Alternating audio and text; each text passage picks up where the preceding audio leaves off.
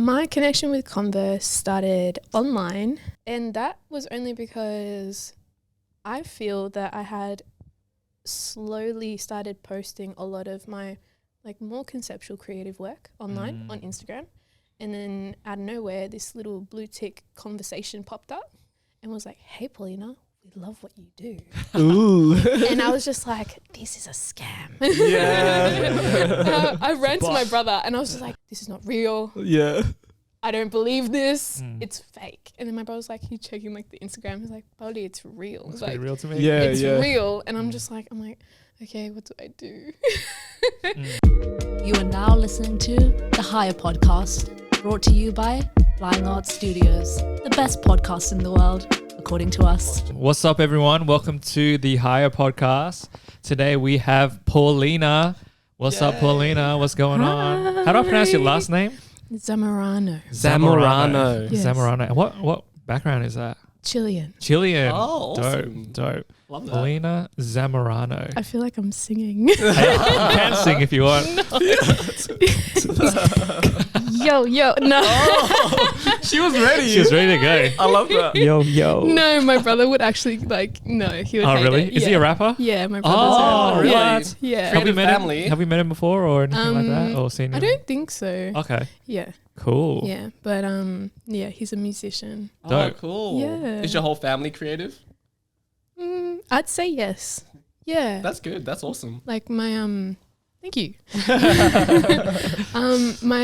My brother, I feel like this is my face. Hello. My brother. Throw this away. Oh if you my want. god, don't. Whatever you want. No. Oh, with mine too. Oh my gosh, because I was like looking across the table and I was like, I feel like I'm very short and I'm looking up at you. So I'm just like, very okay. tall. But you're going to talk about your family? Yeah. So my brother, he's a musician, audio producer, as well as a rapper. Awesome. My mum, she's a gardener by like hobby. So I feel like that's creative in a different outcome, in a different way. And my dad, he's technically an engineer, I wouldn't say civil engineer. I'm going to get it wrong. That's right. So it's fine. It's funny. I've seen videos where it's like a trend where they ask their kids to tell the camera like what their parents do, and Yeah. like you don't really know. No. Like sometimes, No. oftentimes you don't really know when you're a kid. Yeah. Yeah, you say, oh, they I just still go. don't know, eh? Yeah, Just go to work. Yeah, they just go to work every day. So, I don't know. our kids are probably gonna do that. It's like, oh, they just do like a video stuff. Yeah. They just do stuff. Like do they stuff. just Just have always doing cameras stuff. and Yeah. microphone. Literally, I don't even know what I do sometimes. No. I think But that's the beauty of it though. We get to do so many things, and I think our parents, they also. Oh, I'm talking from my parents. I don't want to talk for you guys. For sure. But I feel like my parents have had a lot of jobs in their lifetime. But I know that they've honed in on hobbies or skills that now they apply it in their day to day. Right. And even the things that they really love to do as well. I feel like I'm just like speaking, but like at like a conference, but like I have you both. Yeah. So that's why I'm like, I don't. Yeah. It's weird. You can put it back on the thing if that's more comfortable. You want Up to this you. back? I just No, talk like I'm about to rap. I feel like this is comfortable, but I just feel like I don't know if people do this. It's fine. It's fine. new. Whatever's comfortable like, for you. Yeah, like it's Okay. it's a new and fun experience. Like Right? we all Cool. have 3 different ways of holding the mic right now. Yeah. I'm So not even holding it. he's not even holding it. Exactly. So it's all good. It's all good. Okay. All right. Well, I guess in terms of like, jobs and growing up and, being, I guess, like around like creativity, Yeah. do you feel like that has inspired you to where you are now in terms of your upbringing? And I guess, how did you first kind of like decide like, okay, this is what I want to do? Obviously you do, for those that don't know, wearable art. Yeah. You also work at Connection Art Space Yes. and have been working with the council as well. Yeah. Yeah. So how did you first kind of like get involved in that? And do you feel like your upbringing kind of like pushed you towards there, or you just kind of chose your own path? Whoa. It's a loaded question. I love how you just like grabbed everything we were just talking about and Yeah. put it into a Putting- nice Just package. actually like Now bam. is a question. Now Here's a question. answer. It's so well done. Yeah. Rah. Thank you. this is episode 6, so I Yeah. feel like I'm getting a little bit better That's at amazing. David's so good. That was really Yeah. Thank you. so professional. Now answer the question. But yeah, I'm just curious to know. Yeah. Because I think at the start of like each episode, we like to just talk about people's origin stories, Yeah. and then you kind of already went off with it, and it doesn't get much more like I guess deeper in terms of like your origin than like your parents and your family and how you how you brought into like the world. You know what I Yeah. mean? And what influences you. So I guess how did that influence you in terms of like what you're doing now, or like how'd you go about it? Definitely. I can't say that no, I turned my back and I ran the other way. Absolutely not. Like, no. I was very much supported, like cautiously supported as well. Because there was so much during the time, like primary school and high school, I was already like showing that I wanted to follow a creative path anyway. I wanted that. Whatever that was, it was just something along the lines of something that was creative and I could get my hands on it and I could do something. So how did that creativity start? Were you like drawing and stuff, or was it it was a mixture. Like I feel like what I was when I was like 5, like doing random, like even, do you know the plastic sewing machines, like the tiny kids sewing machines? Yeah. I had one of those. Oh, cute. I had this yellow plastic table at home. My dad got it because I was playing with Play-Doh a lot. Like we all kind of did and went through that phase. Like it's so fun. Yeah. But the thing is, like, I would make something, show them, bring it to them, run away, and then go make something else. that so was cute. that was the thing. It was just like I would keep Interesting. making something because I felt like seeing my grandma constantly make. She's a tailor. Like she tailors everyone's clothes. She's the family tailor. Oh, cool. I Yeah, see. and it was always this thing of I just really intrigued in the process of making, as well as just making for other people to feel like I made this for you, and then you feel that gift like, oh, this is so nice. Yeah. Yeah, beautiful. it was just like I think that intrinsic thought of wanting to make for others and then wanting to make because that also gave me some sort of satisfaction, like excitement to keep making. It sounds so silly and really weird. It's not No, silly I at think all. it's like a perfect motivation. Yeah. And the gifts that you give that you've created are so much more sentimental and meaningful, and people will feel so guilty throwing it away. Yes. You can like- tell my mum that. She has probably give it too everything. much. No. Oh, she Like, keeps she it. keeps everything. Like she kept like all the little letters that All the I little wrote. Play-Doh projects. I think a couple. Yeah, Really? a Oh, couple. Or like some other little things like trinkets and stuff that I made Cute. over the period of time.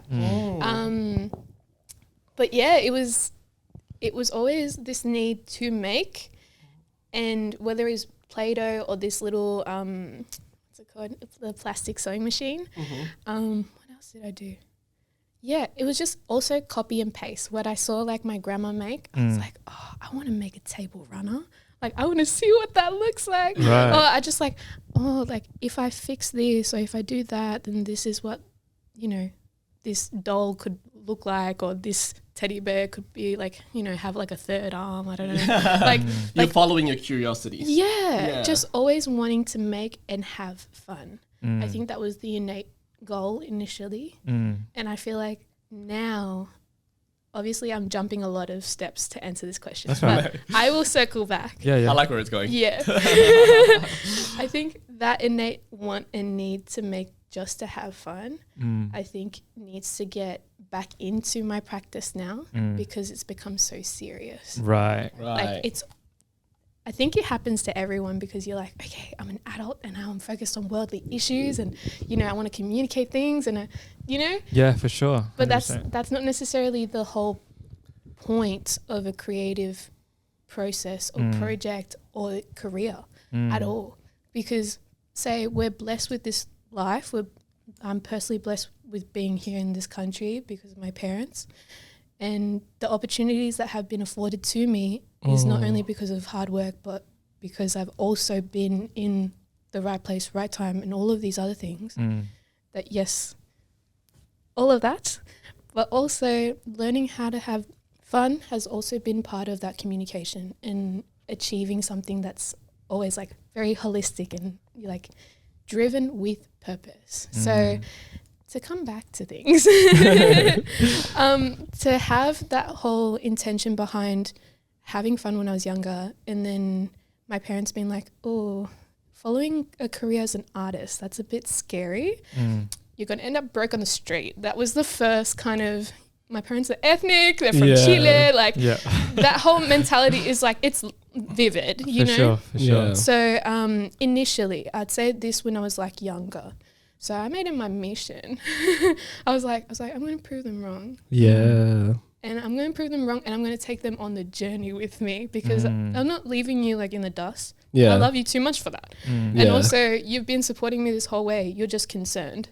Yeah. Definitely. There's a difference Such a good perspective. Yeah. I love that. But again, I think it feeds back into the way that I was raised and my parents and the values that have been like afforded in like my childhood. Yeah. That allowed me to think like that. And on top of that, in that process, I was like, okay, let's be realistic for a minute. What can I do in order to sustain what I want to be truly doing and making for fun? Visual arts, graphic design, that pays the bills. Yeah, it definitely does. Marketing, you know, the things that have a structure, because that is how things are like built right now. Yeah. Current day, but before, when I was in high school, things weren't really built out the way that it is built out today. Yeah. It was on the journey to being to where it is today. Yeah. So I saw that and I was like, okay, I can do graphics. I like Viscom. That's fun. And I can do art, because I'm not going to let go of either arm. I'm going to keep both. Yeah. Sure. That's what you love. Yeah. That's awesome. Yeah. So it was very much finding that that balance. And ever since then, I've been detrimentally like tired. Just like Just that. on a like a high of like doing different jobs we were talking before. Like like run. You do different jobs and then you get to a standstill and you're like, okay, I need to do something else. You're still doing like what you did as a kid. You were like creating something new, and run to the next thing and create something, like it's just with other people now, and like with the world now. With the world, that's right. Yeah, just delivering and being like, hey, I made this for you. Yeah, exactly. Okay, bye. Yeah. On to the next one. Yeah. 100%. That's how I feel about like socials and stuff sometimes. It's like you create something, you post it, and then I leg it after. Yeah. I'm not sticking around to see like who liked it, I'll just be like, nah, I'm gone. Like, oh no, it's out in the world now. Yeah. I'm moving on to the next thing. Like I created, this is for you guys. Check it out. I'm gone. Yeah. I'm gonna create something else. Yeah. Exactly. And I guess like it's cool to see like how you first started with like that intention of like, all right, I'm gonna create something for you. This is a gift. Like I'm putting my time and energy into this. This is for you now. And then now bringing that into your practice like today and still having that. And maybe there's like more of a brief this time around, and maybe there's like other like expectations, I guess, from the other end. But essentially the core of it is still the same thing. Like you're putting time and energy into your work that you enjoy doing and you're creating, but also you get to share that with someone else, and you also get to like you get paid for it too. Yeah, from time to time. Yeah, Not all the time. Not all the time, but you've been able to make it a career and also navigate the world and the economy that we're in now in order to like sustainably kind of like still create. You know what I mean? And not everyone can do that. So that's like its own skill in itself. I'd love, like, for people listening, I guess, like maybe they're doing something creative at the moment and they're in that process of like, I like creating things to share, you know what I mean? And it's not about money. And usually, like, most of the time, people are creating stuff not for money, you know what I mean? So I guess, how did you first, like, start thinking, all right, how do I make this like a job? And then how did you actually like make it into a job? How did you, how did that process work for you? It's actually a good story. Cool.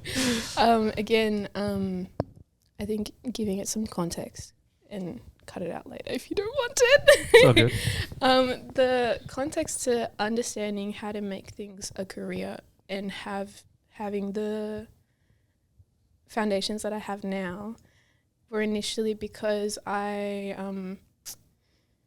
brought together a lot of different loves that I actually didn't realize that had connections because of a uni lecturer, a technician, and my family.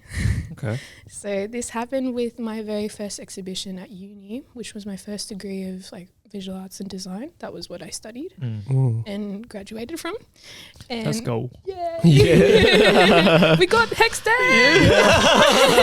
Shout out, Tex. Shout out Tex. Hey, just letting you know, June 1st, before June 1st, just put some money in there because otherwise it's going up. it's going up and it's getting scary. Like everything else. Yep. Lots of debt. Anyway, sidebar. For sure. Do you feel like, actually on that note, while we're talking about like that, I think it's like something that I feel like a lot of like uni students maybe don't think about too much is that hex and that I guess opportunity of like going to uni or going to work and studying or versus studying, like you know what I mean, especially in a creative field where you don't necessarily need a degree to like create. You don't need a degree to like just like make art, you know what I mean? Obviously it helps, but what are your thoughts on that? Do you think it was worth it? I genuinely I love education and I love learning, so I loved what I studied, and I think it was well worth it to make the friends that I now have the connections that I have within the industry that are older than the generation that you might see right now, and on top of that have a foundation for my learning. All of that to say that you don't need particularly to go into institutions to have that knowledge. It is afforded to you through different ways, and that's okay. My one piece of advice though is that if you choose, hey, uni's not for me, TAFE, not for me, I want you to put your head down, focus on what you really want to do, and actually execute it to the highest level that you can. And be open to change, be open to people, be open to conversations. Because if you don't do that, better start thinking about other opportunities or other ways, pathways, short courses, different things to give you a little bit of a leg up. Because, for example, you guys need a little bit of technical, information to also know how things work, learn things and study things on your own terms. But when I say study, it doesn't necessarily mean education, like formal education. It can mean YouTube. It can mean online courses. But do something that gives you that foundation, because education is key to everything else. Informing yourself in your practice, informing yourself in materials, informing yourself in other systems and softwares. Things don't come out from, oh no, I'm gonna play with the buttons and then I'll figure it out. Sure, babes, do it. That's fine. But to get it to the best of your ability, you need to refine your skill and have it to that level that, for example, for me, I know I'm not perfect at sewing at all, but I'm refining my skill every day till a point where I'm like, okay, what other skill can I learn to then apply it further? Because you're never going to reach a point of, oh, I know everything, let me just, I know. Yeah, because you don't. We really don't know half of the things that we would like to know. And we require education to have some sort of foundation. So whether it is formal education or informal education, having a level of education gives you so many more tools, so many more contacts, and even as we were talking before, doing things and going by yourself to events, whether it be, a show or like a gallery opening or other things, those moments form part of your education, whether you like it or not, because you create those connections. So it's having the wanting to do something and not necessarily shitting on education, formal education as much. It's more, okay, that's how other people perceive and want to do it and go into debt and whatever. That's fine, because that's their pathway, that's what they've chosen in a matter of speaking. But if, for example, someone doesn't want to do that, hone in on what you do have, your contacts, your connects, your foundation, and your learning. Because all of that will then allow you to then flourish into what you really want to be like honing into your career and all of that. That's interesting. Like, I guess my perspective, because the course that I did was creative writing. Yeah. And so I felt like as a writer and in that art form, it's very isolated. And so uni was a lot of fun for me. Yeah. And I really loved it. And I feel like I want to go back and do more, you know, because as like in that specific art form, it was like I was amongst other writers and we all had our own style. It was like, you know, like we were all superheroes with different like different types of genres and stuff like that. And, you know, just being exposed to all those different types of literary work that I wouldn't have been familiar with. I think that was, I guess it's like, it depends on what you're looking to learn and finding the right place for that. Yeah. Then let me run it back for a second. I feel like visual arts and graphic design specifically sits within that corner of that you can actually do it either way. Yeah. Creative writing, that's like, you need to be like history. You need to be reading a lot. Yeah. You need to be engaging with people that are intellectually at that same level, doing the same thing to then feed off each other in that way. Yeah. So it's a different part. It's like engineering. Maybe let's not talk about it. Well, yeah, obviously if it's like something that specifically needs those like that information you need to have those credentials, then you definitely go there. Yeah. But yeah, when it comes to something that you can actually learn through experience, then maybe take the experience path. That might be an option for you. For sure. Yeah. Yeah. The no debt experience path. No debt experience path. I mean, I think there's pros and cons to both ways. For sure. And I think, I guess like the reason why I'm asking that is because you're on the other end of it now. Yeah. And I think it's nice to hear it from someone that's gone through it and also like just reflecting on like, all right, is it worth it? Is it not worth it? And I think that's really good advice for people that are maybe unsure on what they want to do. But I think, if I had have had that knowledge back in the day or hearing it from someone in the field that I'm working in, that would be really great. I think there's a lot of opportunities out there today to learn versus when I was first like in uni, just like I just finished year 12. What do? I just go to uni. That's just what people do. Yep. But today, I feel like there's so many workshops, there's so many things to go to in order to learn and in order to like just move forward with your career or whatever you want to do. Yeah. One of those things is Kaizen Creative is a filmmaking workshop that we hold actually to give back to filmmakers that want to get into filmmaking but don't want to go out to a film school where I did. And I felt like it was useful for me, but now that in hindsight, I'm like, you know what? I don't feel like I really needed that. Why don't I put on something that other filmmakers can go to and actually like learn the skills that you need to create film for like, you know, a tenth of the price, you know what I mean? Because it's creative and it's experience. Like you got to get out and you got to like just do shit. So on that note, we're going to take a break and we'll get back at it and we'll continue talking about Paulina. And I'd love to hear more about like where you are now in terms of your craft, maybe more so on the actual like creation end with your wearable art. Stick around. We're going to take a quick break. This podcast is brought to you by 323 Block Party, a party for the people. All right, are we recording? We're still recording. Oh, okay. I like to listen The back whole into thing. the middle. All the cheeky parts. Find the little gems for myself. For the Patreon. Yeah. For the Patreon. Patreon. $80 a month. Patreon? No, we don't. No, it was an you have idea. This is all a free. A Flying Arts OnlyFans. Who told her? Now. Who told her? Equipment pics only. All the equipment pics. That could be out my taken so tripod. many ways. Oh my god. Tripod. Where is this conversation going? Oh my god, I never thought about that. It's not a bad idea. All right, so we're back. You just fish people in. yeah. OnlyFans. Make me a podcast.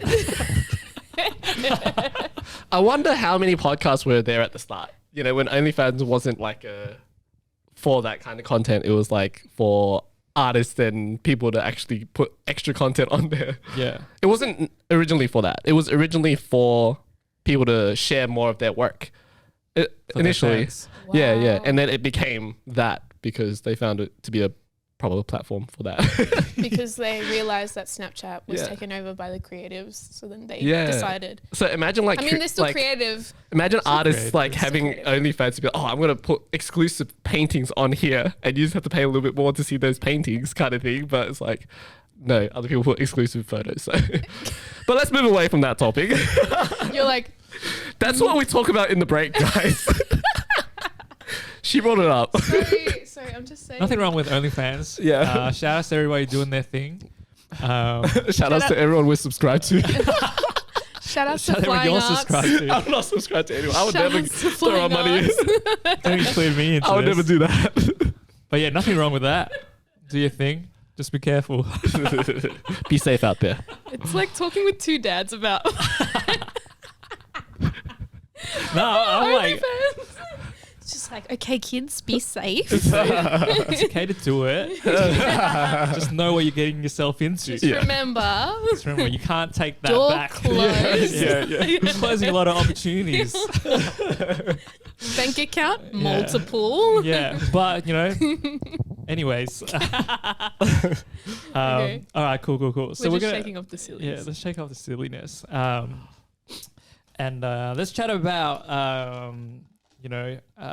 what you do.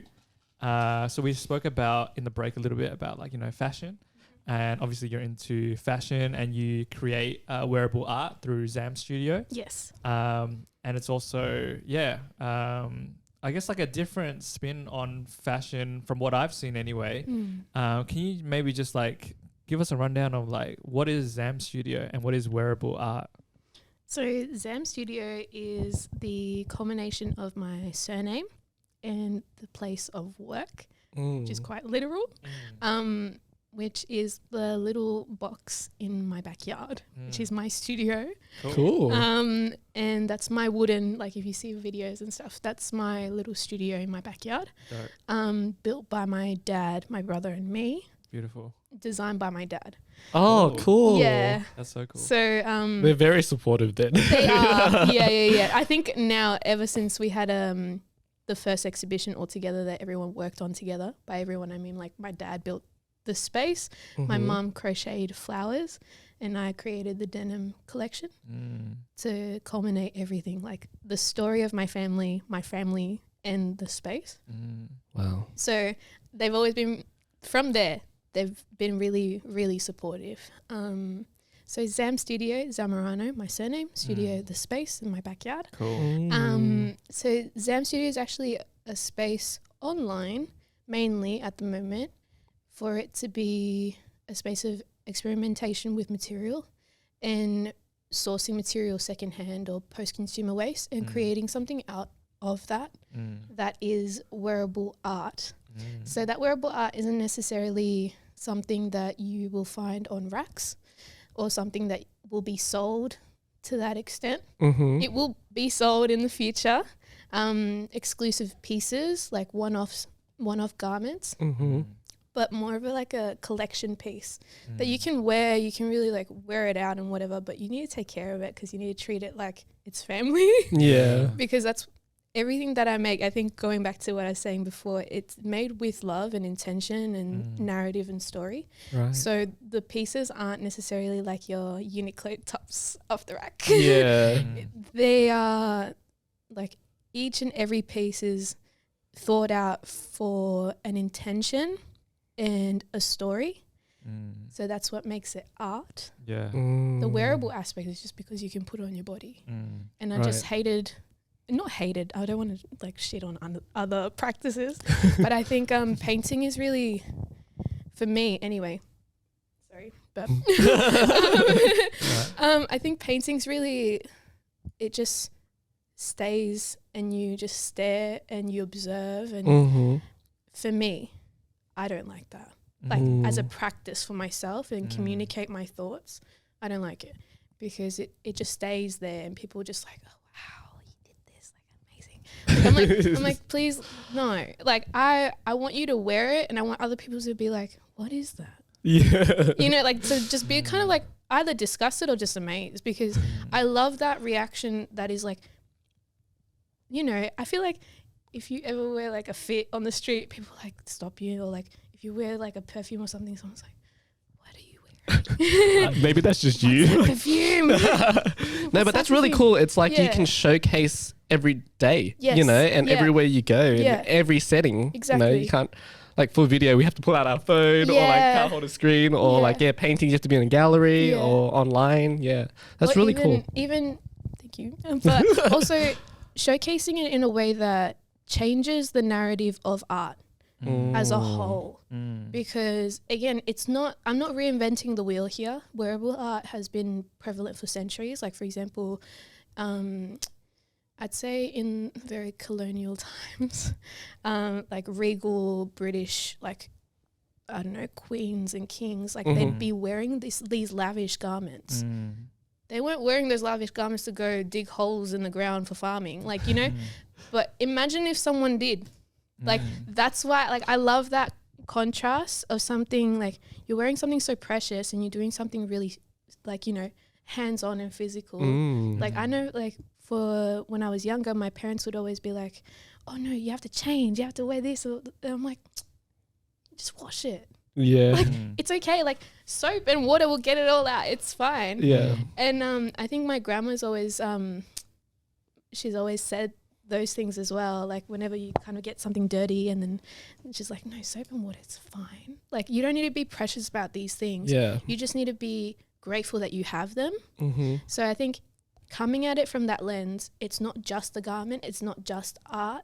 It holds so much more sentimental value beyond it being a physical product that you can own. So wearing it, sure, you can wear it, take care of it, but if you get it dirty, you get it dirty, and that's fine. Dry cleaners. Yeah. Yeah, like, it's okay. It's not that deep. I think, yeah, so coming at it from that angle as a wearable artist is having that notion of story and narrative for each and every single piece to be displayed in a gallery, mainly, predominantly, because I love that space. It just challenges everything. You're putting up a shirt in the middle of a space and people are like, what? Like, why? Yeah. And there was a, what's it called? There was an artist, his name's Marcel Duchamp. He was the first artist that displayed a ready-made object in a gallery space and challenged the notions of art. And I love that shift that it made in contemporary art, because he put a urinal in the middle of a gallery space. Oh my God. Yeah. Yeah. And then he put a bicycle wheel, Oh wow. like on a plinth, like Right. just displayed. Yeah, yeah. And I just love that thinking, because it challenges everything that we know that is beautiful. Yeah. 100%. Like, we don't understand that. Yeah, I know it's so silly to sit here and be like, a bicycle wheel is amazing. But it is. It's The reason why it's there. the reason why it's there. Like, Yeah. how did it get there? Yeah. How many hands had to go through to make that? And also, on top of that, for it to be deemed something so simple.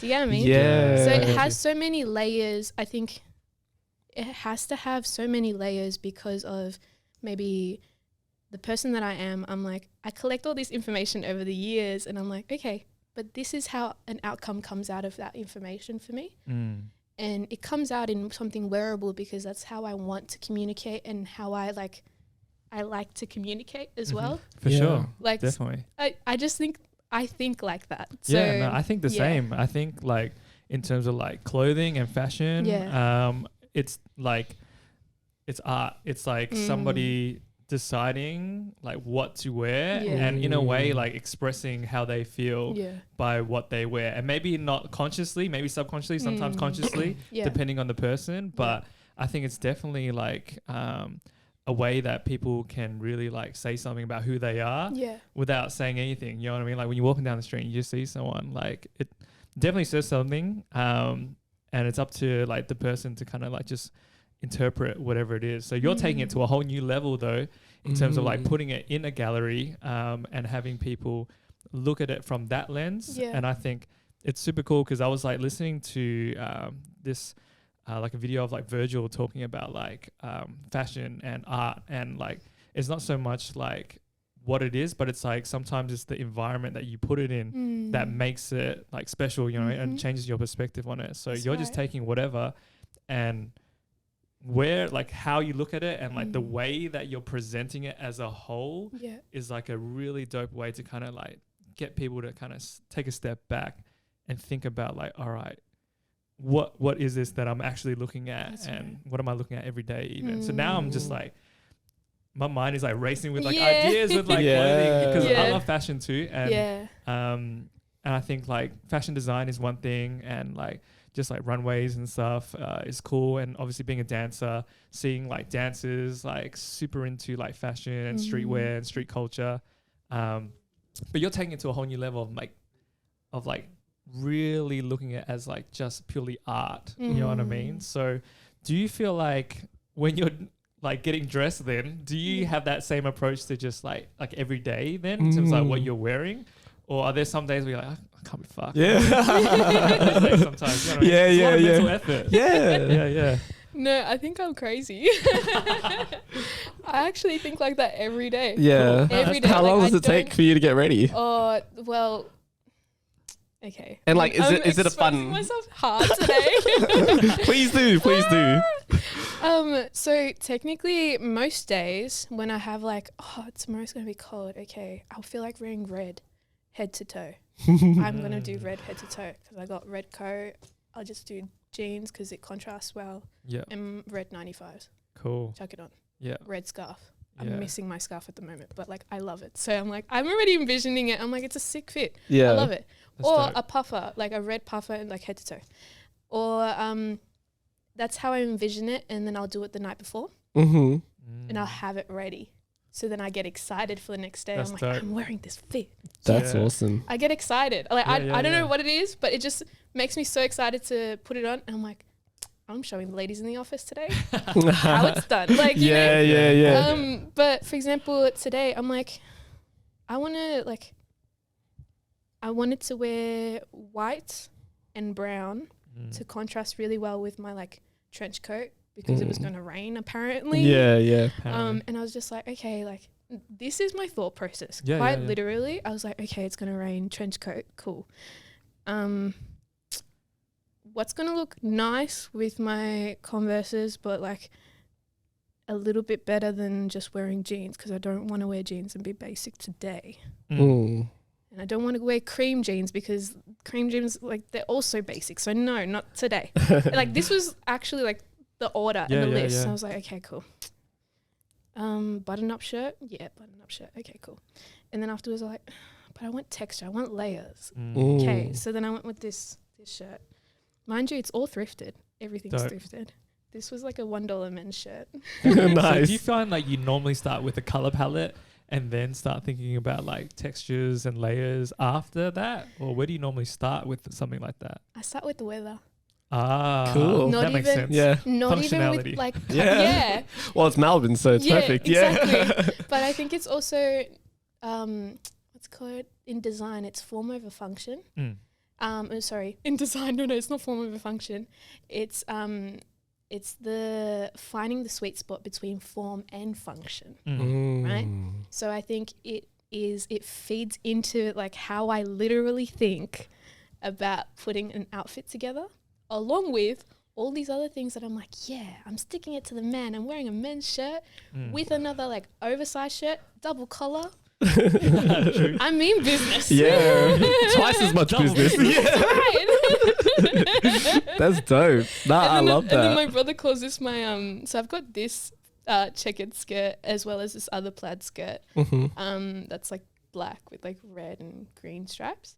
And my brother calls me like Irish when I wear this because he's just like, you know, that's you're gonna start dancing. Yeah. And I'm like, no, like, but I love that that's what like he says because it makes it even more fun and like I want to wear it even more because it like it evokes a feeling. That's right. So I think thinking like that and then realizing, okay, there's some brown. There's some brown that pulls in here and there's white and that and then black on the shoe and like everything starts to match. I'm like, I'm happy. Cool. And then this is what makes me comfy. Yeah. And then just chuck on a really big bomber that I've got and we're good to go, you know? But I like it is that form of that line of what's called decision making that I'm like, okay, and then I go out into the world that day. And I think all of that makes me feel not just comfortable, but like I know I'm wearing a fit. Yeah, and sure. it's not something like, it's not egotistical at all. It is quite literally because you've put an outfit together that makes you happy. And you've delivered on something that makes you happy to yourself. Yeah. Right? That's So cool. then you just walk out and you're like, yeah, I like this. And that kind of like circles back to that intention of creating something to share, and you're creating this for yourself. Yeah. And then you share that with other people when you walk around and people get to see your art. So that's crazy. Do you have any tips for people that are maybe listening right now? Like, yo, I want to up my fashion game. Yeah. I want to up my system. Help me, please. Criticize me. What do I wear? Because it can be a very stressful situation for people, you know. Oh, what am I going to wear tomorrow? You know, that's such a... creative blocks. Yeah. Do you get creative blocks? Oh, all the time. Yeah. Yeah. So But I guess like, tips for people like, what do I wear today? What do I wear tomorrow? I don't know. Okay. I think for me, I'm very open to being creative with everything and not singling out that I'm going to be comfy in these trackies and these trackies only. Because I know that there's people like that and they want to wear their matching XC sets and, you know, whatever it is. Or Nike tracky sets with some sneakers and call it a day in winter, all black. That's fine. And if that makes you happy and comfy, completely fine. But for me, I'm like, if you want to up your game in a way that makes you feel individual and you're wearing it because it makes you happy, think about the texture that you're creating, the layers, the contrast, the harmony that you're creating. It's all in the design principles. Quite literally, if you go back to Viscom in high school and you look at the design principles, the foundations. And it's crazy that, we have to learn these initially, but then the moment that you start applying it in something that you want to be doing for yourself, you're becoming more aware of like, I like, you know, my little beanie and I like my, you know, denim jacket. And sorry, I'm picking Pick me apart, please. It's like, you know, you're comfy and it makes you like cozy and warm and you like that contrast between the brown and the black. And that's fine because it goes with the jumper that you're wearing too. It has a nice little synergy. Do you know what I mean? Or like all black. Yeah, head to do toe. me. All black, done. Literally, actually, what I was thinking this morning, I'm like, I'm gonna go black on black today. Yeah. I'm feeling like just, you know, that's the vibe. Yeah, just solid. Yeah, just solid today. Yeah, and even with, and I think this is what people might get wrong as well. If you're wearing monochrome, not necessarily black and white, can be any color, just one color palette. You're wearing it like it's comfort. It's also a statement for yourself because you're like, yeah, okay, I'm comfortable and I'm happy, right? It's not necessarily pulling away from like, oh, I'm adding texture and this and that and like being so fancy. No, you're just comfy and that's okay. Yeah. I think, again, for me personally, I like having a little bit of drama. I like having a little bit of layers, a little bit of, you know, utility as well. Wow, I have a little crumb here. Is that intentional? Not everything's so serious. Wow, she actually got a crumb and just put it on there so that she could bring it up in the podcast. Yo. Wow. No. Edible art. Edible art. Yeah, that's food. Oh my That's God. food. High-end food. Yeah. No, but it's having layers and then also utility wise, like if I get way too hot, I have a full shirt underneath, or I have like a. I've realized that I'm not even talking to the mic. Just then. That's fine. I really Yeah. love what you say about it because, you know, there's what people say about like starting your day, your morning routine, right? And they're like, do your bed, it's the first win. But this is another win that you can add, like the outfit, and it's a win that can remind you throughout the whole day that you're killing it. Yeah, exactly. Yeah. Something that can boost your confidence throughout. 100%. Yeah. For sure. And Yeah. the crazy thing is, actually, I put my outfit on first. Sometimes I do this sacrilegious thing in an ethnic household. I put my shoes on and I wear them inside. Oh my god. And I make my bed after that. Damn. I know. Game changer. I know. I'm sorry. Bending the rules. I'm bending the rules, and I'm just like, I Holy make shit. sure that they're clean Yeah. because I'm like, oh my god. Sometimes when my because I wear these combat boots sometimes as well, like it's like a uniform. I go between like these Converses and then my combat boots. And those combat boots, they get dirty, like they get like soil in between the grooves and stuff. Yeah. One time I didn't realize, and I wore them inside, And you destroyed the house. and I just left like a trail. No, Oh, no. not the trail. No, that's betrayal. Oh my god. I think that show did you wrong. Sheesh. No. No, okay. We're gonna. I edit this so I can cut that out. Cut that out. Use that as the. It's Oh the my blue bar. Yeah. Holy shit. But yeah, damn. Yeah. So Um, but yeah, I think I don't know. We'll leave it at that. Yeah. Okay. Yeah. So there's your tips for ya. Just don't wear those boots inside. Yeah. Otherwise, what is it? Betrayal. You'll leave a betrayal. Betrayal to your ethnic heritage. Betrayal in your household. no. Betrayal in your mom. Betrayal in your dad. Oh my goodness. I All know. right. So you mentioned wearing your Converse. I also noticed on your Instagram that you are an all-star, Yes. a Converse all-star. I am. What was that opportunity like for you working with Converse? And how does it feel for you as an artist to be able to work with a brand like Converse? And what was that experience like? Wow. Loaded question. He asks good questions, doesn't he? You do. You really do. You're making me think, and I love that. It's Episode great. 6. We are here. Well, episode 26. We've done so many podcasts. Yeah. We've done a couple, but Just a lot under the honestly, like these sleeves. questions, Yeah. it's just like I just genuinely am interested, and I just want to actually know because as an artist, it's obviously we mentioned this already before. Like it's hard to like be an artist. You know what I mean? It's hard to be creative and also like find a sustainable way to do it or do it as a career. Yeah. And to connect with like brands and big brands too Yeah. is definitely a big opportunity for artists to find a way to grow. You've seen it with like celebrities and stuff connecting with brands all the time and launching their own labels like Nigo, Pharrell, Virgil. Yeah. It's like artists connecting with brands. So yeah, how did that happen for you? And do you have any tips for people that are out there looking to connect with brands?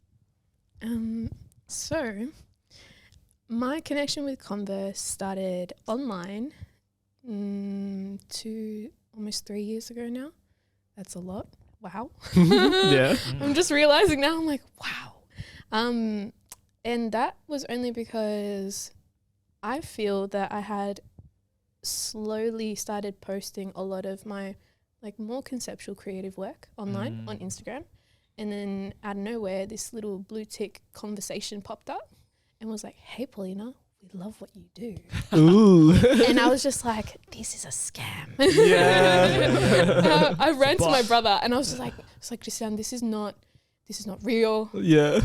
I don't believe this. It's fake. And then my brother was like, he's checking like the Instagram. He's like, Pauli, it's real. It's like, pretty real to me. Yeah. it's real. And I'm like, okay, what do I do? Just respond, obviously. But it was very much from that point onwards that it started a conversation and relationship that now 3 years on has afforded me a lot of different opportunities, huge things. That in my wildest dreams, maybe they were there, but in the very out in the universe. But it started off as an online conversation. And I think I feel like everyone says this, but posting your work, yes, it's important, but being authentically you, wherever you go, doing the work that you love the most, no matter what, like it's not for an income because your practice, your artistry is yours. So I think I've always stuck to, like, if I want to make a collage and like how I put an outfit together, if I want to do that specifically for me and I like how it looks and I share it, it's because I like it. It's not because I did it for you or I did it for someone else and I'm like, oh yeah, this is the work I did. No, this is my page. This is what I do for me. And I think that was how I primarily started 3 years ago. But now things have become a little bit more commercially driven, for sure. I think because you get that collaboration, that platform for a reason. But also on top of that, you get that relationship that is correlated with a brand. So either way, it becomes a little bit more commercial. And to talk the talk and walk the walk, you have to be quite literal with that relationship as well. So I think it pulls a little bit away from the not authentic, like not the authenticity. It is more the relationship that you have to add on to that authenticity. Because collaborating with a brand. Because, for example, last year we had a jacket that we made with 2 other all-stars, Tori and Aisha. Shout outs to Tori and Aisha. They were the best. Huge help over, I think it was over 3 days. Tori and myself trained in and like took the train in, not trained in. Gym. Yep. Gym. Would be collaborating with Aisha and would be putting this jacket together. And on top of that, I'm like, okay, it's a Converse collaboration. I want it to be clear. And in that design, I was like, let's go. Honestly, in my own designs, I love utility, but for that particular design, it kind of afforded a little bit more of it required a little bit more of a nudge to what it was about, which is turning old Converses or Converse-like materials into a recycled jacket. So I think that's in that moment being my authentic, true designer self and taking on like little nods to the brand itself, because this jacket was completely adaptable, right? Or it is actually, it still exists. I'm not saying it died. Yeah. It has eyelets across the front and across the side seams, so you can actually not the side seams. Side seams, yes, sorry. Side seams and the shoulders as well. So you can actually take off the sleeves, you could take off the front pieces, and then you'll be left with like a little like weird half vest with a collar. And that was all like upcycled from an old coat that we found at Salvos, and all the materials that we had from Converse. But that was, when you have to bend your design to have a little bit of a nod to the brand. Yeah. That was my whole, I feel like you do that with clients as well. Like when you do client jobs, you have to do that from time to time anyway. Yeah. But definitely. in that particular moment, I'm like, I'm not bending my way of working. I'm just bending the design that I'm creating, because it has to, have that really happy medium between aligning with something cool that I'm like, yeah, I want it to have these details and I want the back to be like a lace-up corset and whatever.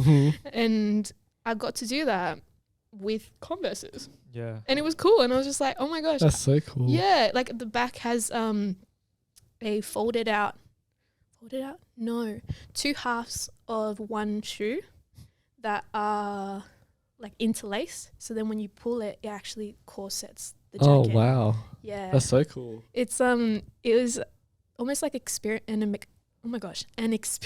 I was just glitching just then. It was an experiment piece, and it turned out amazing because it fitted all of our bodies, and it wasn't just made for a particular size. It was adjustable and adaptable. Dope. So it kind of like, played that game between aligning with a brand as well as my own practice. Yeah. So I think during my relationship with Converse and building that, I think it's being present. I know that sometimes, say you get busy and you don't respond as quickly, or you don't have consistent contact with your points of contact from the business.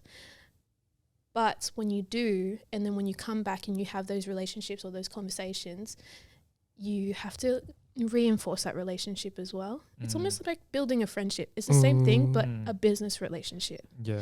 So I think for me anyway, I've learned over the years that, each person that I reach out to, everyone who's on that team, they're there for me to win. They're there to support me, as well as obviously support what they require from me as a business. For sure. And even the most recent shoot, I don't know if you guys saw, it was with my mum and my grandma. No, I haven't seen that It yet. was a campaign early on in the year, just before Mother's Day. Oh, no, just before International Women's Day, sorry. And it was my grandma and my mum, and it was for intergenerational creativity.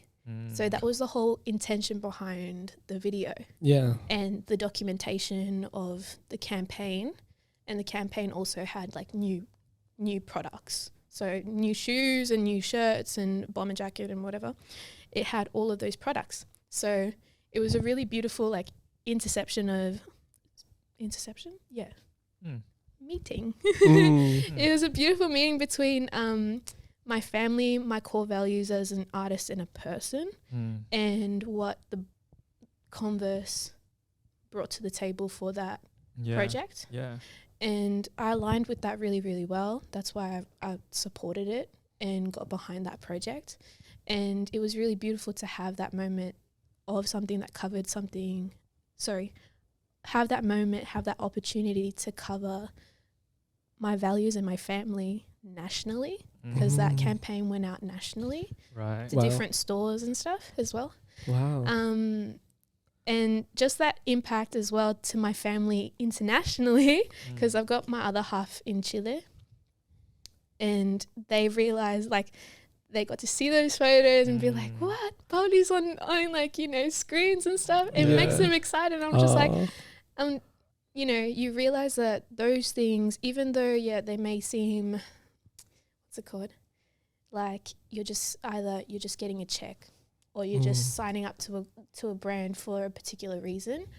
I think genuinely with my whole heart and mind, with these opportunities that have sprung from my relationship with Converse, has actually allowed not just my family, but my friends and extended family to feel even more empowered themselves, because they see themselves in these opportunities as well. And they see that these things are real and attainable. And I think that has spoken even louder than anything else that I could have imagined. So I think, again, reinforcing those relationships, business relationships, is always really important if you get into that kind of like space with businesses. And also building a real relationship with them. Like, what's it called? Liking their Instagram photos, but also asking them how they are. And things like, you're on a human level, being a human. So it's all of those things that I feel like if you're building that relationship with the brand, not reaching out and being like, oh my God, I love your stuff. Give me your stuff for free. Like, that's not how it works. If you really like the stuff, go buy it. And if you really, really like the stuff and you want to do something about it, you want to write about it, or you want to design something aligned with it, you do it on your own terms, or find it at Savers and recycle it and do something with it. Get innovative in that way. I feel like it challenges the notion of, no, if I want to be an influencer, they have to come to me. No, nothing's handed to you. 100%. That is a fire answer. Wow. And it's very refreshing to hear, actually. Like, in terms I just realized I was talking the whole time. No, I was in a trance. We were just like, wow. Don't stop talking, please. I was like, I'm like, she's killing it. Don't interrupt. 100%. Don't say nothing. That's probably like one of the best answers I've heard in terms of like working with a brand and like staying true to yourself whilst navigating that, corporate world. And I think it's easy to get lost in that because it's, you know, it is a lot, and there's like whenever money is involved, it's like almost a different conversation. But to be able to really like know who you are and like be able to align yourself like in a real way, I think is definitely important for people to hear. And the way that you've done it is awesome. I couldn't think of like a more like better way to like look at that situation and then approach it and actually do it as well, which is key. But yeah, we're running out of time. So I'm going to leave it with one last question that I ask everyone. Okay. And I'll keep it short. Yeah. But if you could go back and give yourself some advice, let's say 10 years ago, and you saw, you know, young Paulina, what would you say to her? Just one piece of advice. Wow. 10 years ago.